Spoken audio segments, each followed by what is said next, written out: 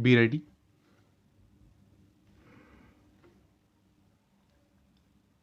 Five seconds.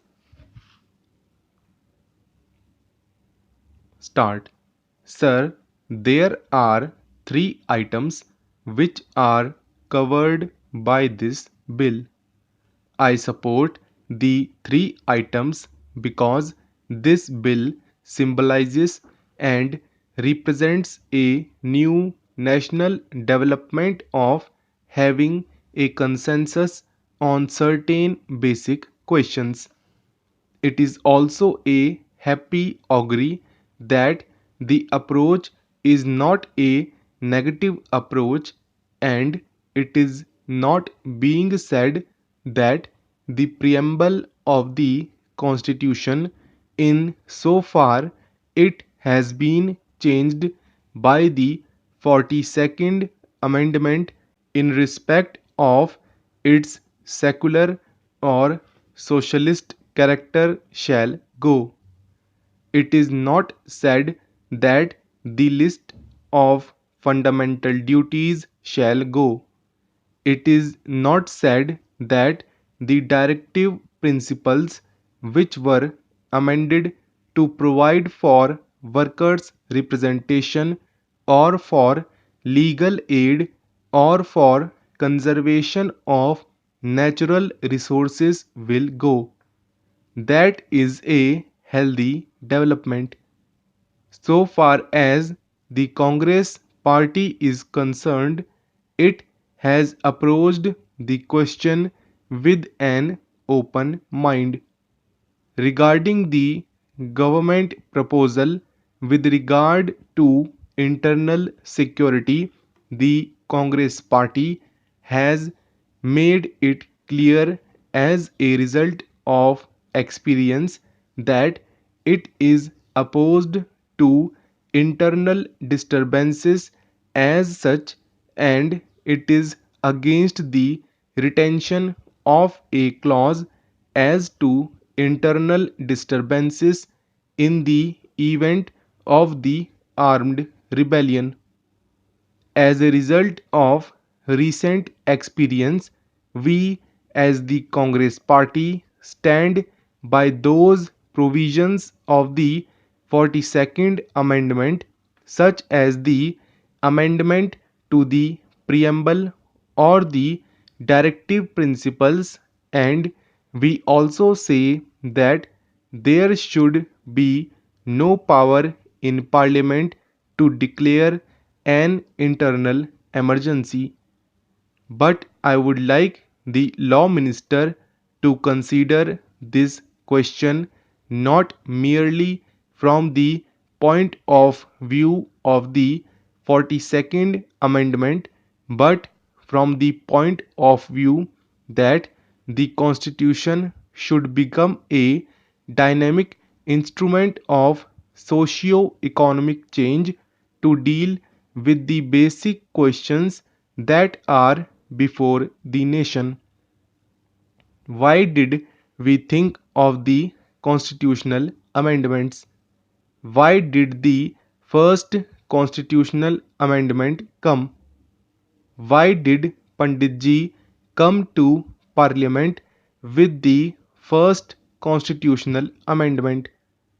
It was because our legislation for the abolition of zamindari was struck down.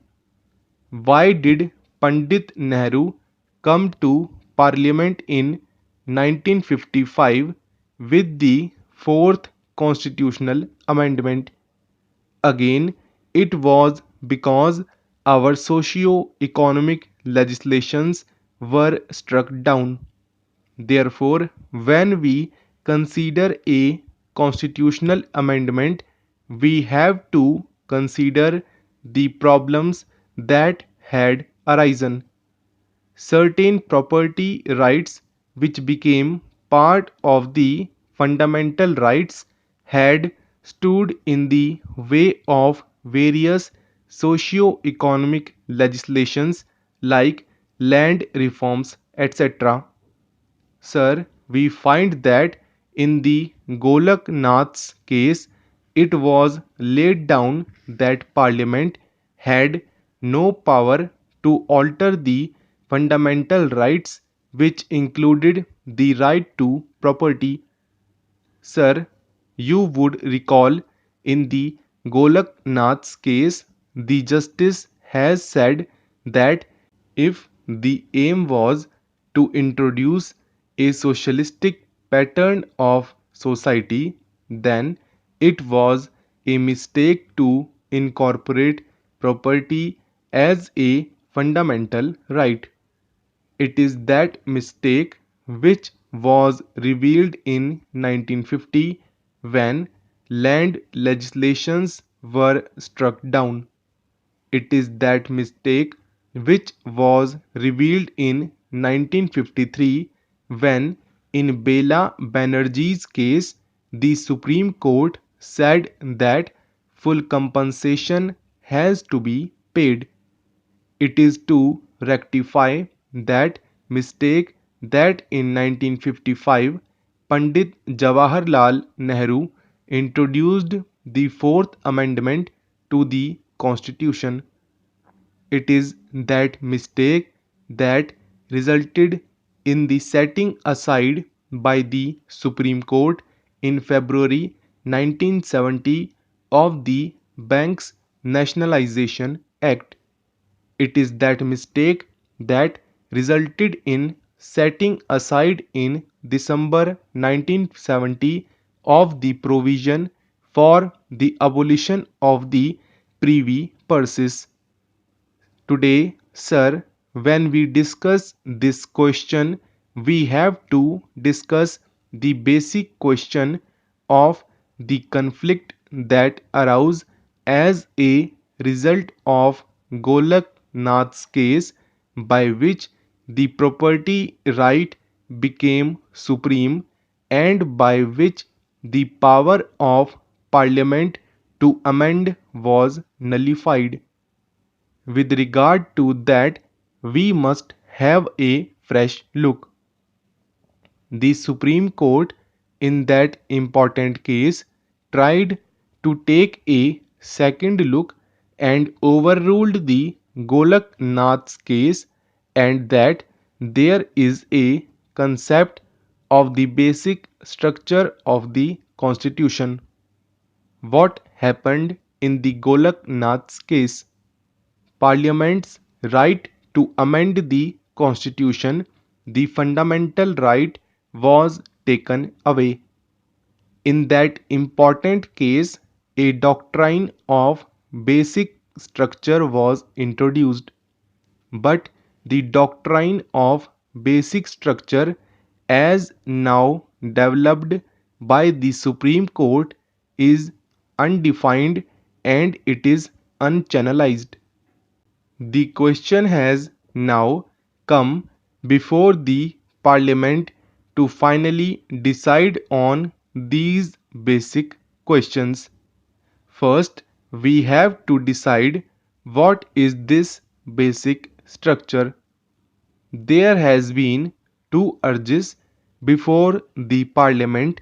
One is the socialistic urge to fight against inequality and to introduce socio-economic legislation.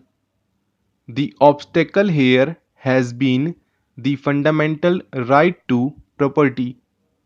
There is another urge of Parliament, that is the democratic urge to preserve life and liberty. This should also be given place in our Constitution by the Indian Parliament. The property right which stood in the way of bank nationalization, stood in the way of abolition of the privy purses, and also stood in the way of abolition of the zamindari system that has to go in totality.